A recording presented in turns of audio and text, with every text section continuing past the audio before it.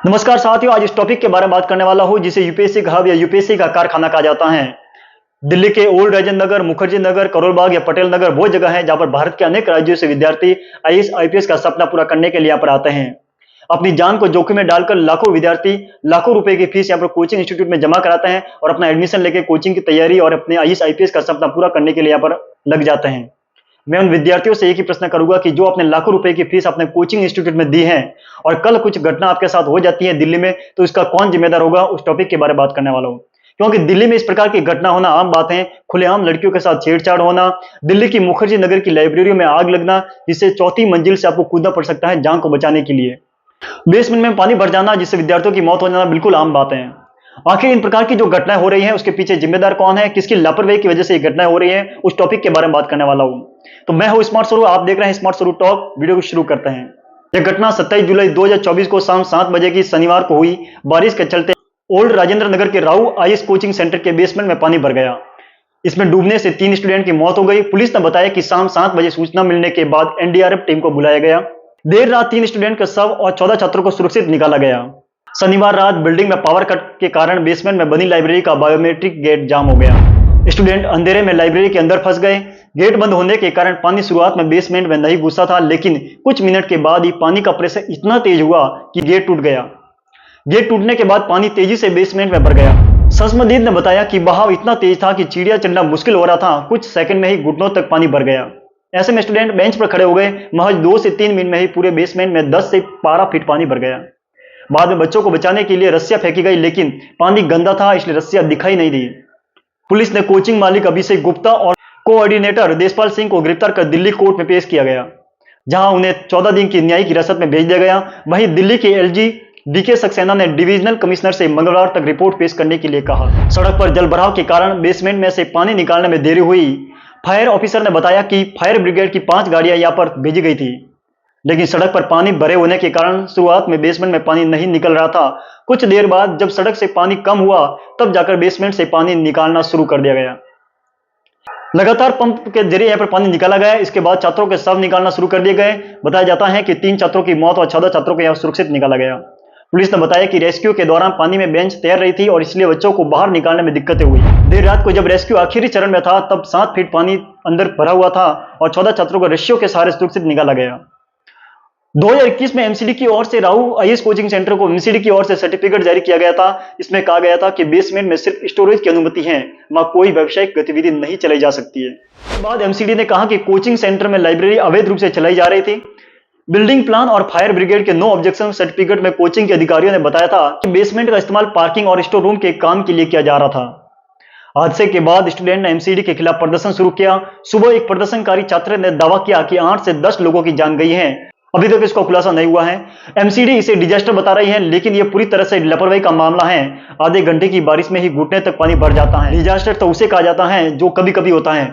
मकान मालिक बताते हैं यहाँ पर कि 10 से 12 दिनों से एमसीडी से कह रहे थे कि ड्रेनेज सिस्टम तुरंत सही करना चाहिए। अन्य प्रदर्शनकारी छात्र ने बताया कि दोषियों के खिलाफ तुरंत कार्रवाई होनी चाहिए और हादसे में घायल होने वाले, जान गंवाने वालों की सही संख्या बताई जानी चाहिए।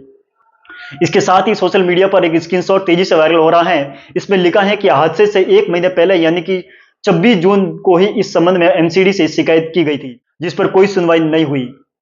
वायरल पोस्ट में किशोर सिंह कुशवाहा के नाम के एक व्यक्ति ने Rouse IAS study circle coaching में बेसमेंट के कमर्शियल उपयोग की शिकायत की थी, लेकिन दिल्ली एमसीडी ने इस शिकायत पर कोई कार्रवाई नहीं की। इसके तकरीबन 1 महीने बाद 27 जुलाई की रात को इसी कोचिंग के बेसमेंट में पानी भर जाने से 3 बच्चों की जान चली गई। यह घटना एक बार नहीं हुई, पहले भी हो चुकी है। कुछ दिन पहले ऐसे ही यूपीएससी तैयारी करते हुए एक लड़के की करंट लगने से मौत हुई थी। सोशल मीडिया यूजर्स कह रहे हैं कि वो भी हत्या थी और ये भी हत्या ही है, क्योंकि इसके पीछे कोचिंग इंस्टीट्यूट की लापरवाही जिम्मेदार है, एमसीडी खुद जिम्मेदार है। 2 बार रिमाइंडर के बावजूद भी एमसीडी ने कोई कार्रवाई नहीं की थी।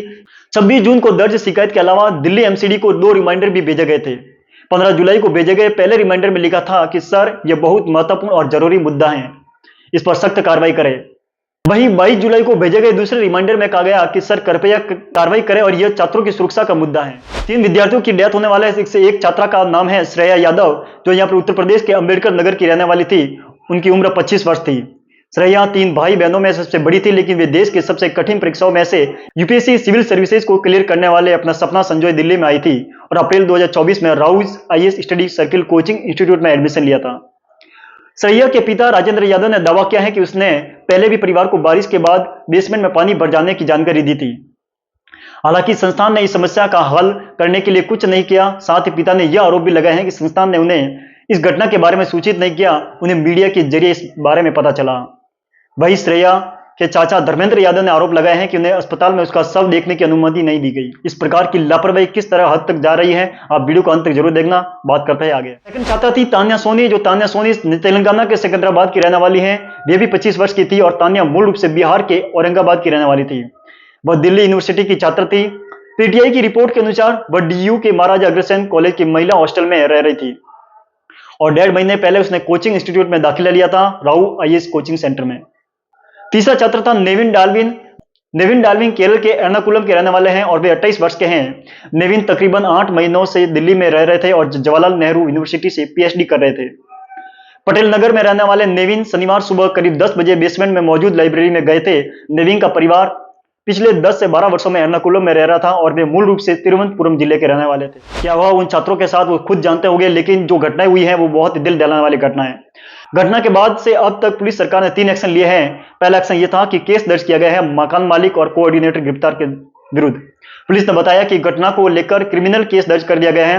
बीएनएस की धारा 105, 106, 152, 290 और 35 के तहत एफआईआर दर्ज की गई है।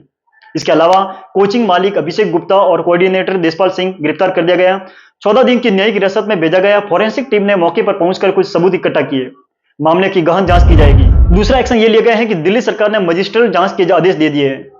दिल्ली सरकार की मंत्री अतिशी ने नरेश कुमार को कोचिंग संस्थान के बेसमेंट में पानी भरने और छात्रों के फंसने की घटना की मजिस्ट्रेट जांच शुरू करने और 24 घंटे के भीतर रिपोर्ट देने का निर्देश दिया। तीसरा एक्शन यहां पर यह लिया गया है कि बेसमेंट में कोचिंग चलाने वालों पर कार्रवाई के आदेश दिल्ली मेयर शैली ओबेरॉय ने एमसीडी कमिश्नर का निर्देश दिया है कि उन सभी कोचिंग सेंटर के खिलाफ कार्रवाई की जाए जो बेसमेंट में व्यावसायिक गतिविधियां चला रहे हैं।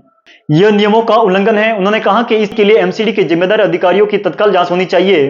चौथा एक्शन यहां पर यह लिया गया है कि एमसीडी ने ओल्ड राजेंद्र नगर में 3 बेसमेंट में ताला लगाया है। रविवार शाम दिल्ली नगर पालिका के ओल्ड राजेंद्र नगर में 3 ऐसे बेसमेंट में ताला लगाया है जहां राउ आईएएस की तरह घटना होने की संभावना थी। घटना आम नहीं है, इससे पहले भी घटना हो चुकी है। घटना और हुई थी जहां दिल्ली मुखर्जी नगर इलाके की संस्कृति कोचिंग सेंटर में 15 जून को दोपहर 12 बजे आग लगी। इससे वहां मौजूद स्टूडेंट अफरा तफरी मच गई और जान बचाने के लिए छात्र बिल्डिंग की तीसरी मंजिल से तार के सहारे नीचे उतरने दिखे। कुछ ने खिड़कियों से कूदकर जान बचाई थी। आज दिल्ली के 13 कोचिंग सेंटर भी सील किए गए हैं मीडिया रिपोर्ट के मुताबिक, जिनमें दृष्टि आईएएस कोचिंग संस्थान एक सेंटर भी शामिल है। यह सेंटर नेहरू विहार के वर्धमान मॉल के बेसमेंट में चल रहा था। सोशल मीडिया पर चल रहे एक वीडियो में दावा किया जा रहा है कि राउ आईएएस के सामने सड़क पर भरे पानी में से कार निकली और जिससे चलते कोचिंग के बेसमेंट का गेट प्रेशर से टूट गया और पानी बेसमेंट में भर गया। इस घटना के पीछे कौन जिम्मेदार है, उस टॉपिक के सबसे पहले मैं इसको निचोड़ निकाल के लेके आता हूं। कहते हैं कि कुछ यहाँ पर सोशल मीडिया के द्वारा यहाँ पर सामने आया है कि जो कार एक निकल रही थी, उस कार की वजह से पानी तेजी से यहाँ पर गेट टूटने के कारण बेसमेंट पानी घुस गया। सबसे पहला पॉइंट वो कि क्योंकि अगर पानी सड़क पर 3 से 4 फीट पानी भर जाता है तो कुल मिला के ये है कि आपका ड्रेनिंग सिस्टम सही नहीं है। अगर पानी सीधे तरीके से निकल जाता तो पानी वहां पर इकट्ठा नहीं होता और कार निकलने से पानी बेसमेंट में नहीं घुस जाता। क्योंकि अब यहाँ पर जो कार वाला है, उस कार वाले को यहाँ पर गिरफ्तार कर लिया गया है, लेकिन कार वाले की क्या गलती है जब वो पानी सड़क पर ऑलरेडी यहाँ से 3 से 4 फीट भरा हुआ था और जब बेसमेंट में घुस जाता है और लाइब्रेरी पूरी तरह से भर जाती है। ये घटना आपको आम लग रही होगी, लेकिन इस बात को जरा गौर से कीजिए कि कल ये घटना आपके साथ हो सकती है। जो क्या ये सिस्टम जो बेसमेंट में पानी जो भर जाता है और यहाँ पर 2 से 3 मिनट में 10 से 12 फीट पानी भर जाना और विद्यार्थियों की यहाँ पर मौत हो जाना, करंट लगने से विद्यार्थी की मौत हो जाना, लाइब्रेरी में आग लगना, ये बिल्कुल आम बात है। मैं विद्यार्थियों से ये कहूंगा कि जो घटना हो रही है उसके पीछे लापरवाही कौन है, किसकी लापरवाही है, कौन जिम्मेदार है। इस प्रकार की घटना आपने देख ली होगी कि यहाँ पर तमाम प्रकार की जो घटना होती रहती है, लेकिन इसके जिम्मेदार कौन है अभी तक इसका कोई खुलासा नहीं हुआ है। हाँ, यहाँ पर एमसीडी अपना काम कर रही है, पुलिस प्रशासन अपने काम कर रही है, एनडीआरएफ टीम काम कर रही है, मंत्री काम कर रहे हैं, लेकिन जो घटना हुई है उस घटना का खुलासा कौन करने वाला है। अभी तक इस घटना का यह भी नहीं पता चला है कि इस कितने विद्यार्थियों की यहाँ पर मौत हुई है। अभी तक यहाँ पर 2 से 3 विद्यार्थी बताए जा रहे हैं, लेकिन जहां पर जो छात्र जो लाइब्रेरी बैठे थे वो बता रहे हैं कि कम से कम 7 से 8 विद्यार्थियों की यहाँ पर डेथ हुई है। अभी तक उसका कोई खुलासा नहीं हुआ है। मैं उन विद्यार्थियों, उन पेरेंट्स, उन माता पिता, उन भाई बहनों से यही निवेदन करूंगा जो यहाँ पर यूपीएससी की तैयारी दिल्ली में रहकर कर रहे हैं कि क्या जो घटना आज अपने भाई बहन के साथ हुई है कल आपके साथ भी हो सकती है। आपको आवाज उठानी चाहिए कि जो बेसमेंट में जो बनी हुई लाइब्रेरी है वो बंद होनी चाहिए। बेसमेंट में जो अपने कोचिंग इंस्टीट्यूट जो क्लासेस चला रहे हैं वो बंद होनी चाहिए।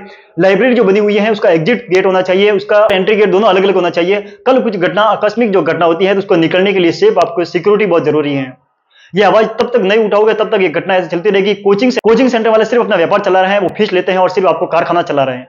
आप कोचिंग जाते हैं, आपको साथ कुछ घटना होती है, उसका कोई जिम्मेदार कोचिंग वाले नहीं लेते हैं। अभी तक कोई भी कोचिंग सेंटर वाला अभी तक आगे आके ये नहीं बोला है कि हमारी गलती है या पर कुछ ऐसा हुआ है। इस प्रकार की आगे क्या खुलासा होने वाला है, क्या घटना सामने वाली है, वो पूरा पूरा प्रशासनिक सेवा देख रही है। तो इस प्रकार की घटना आम हो चुकी है और वीडियो को ज्यादा से ज्यादा शेयर कीजिए और विद्यार्थियों तक शेयर कीजिए जो यूपीएससी की तैयारी कर रहे हैं दिल्ली में रहकर, और अपने माता पिता तक शेयर कीजिए जिनके बच्चे यहाँ पर यूपीएससी की तैयारी दिल्ली में रहकर कर रही है। ये वीडियो इंफॉर्मेटिव लगा है तो वीडियो को ज्यादा से ज्यादा शेयर कीजिएगा अपने फ्रेंड के साथ, अपने मित्रों के साथ। मिलते हैं नेक्स्ट वीडियो में, तब तक के लिए जय हिंद, जय भारत।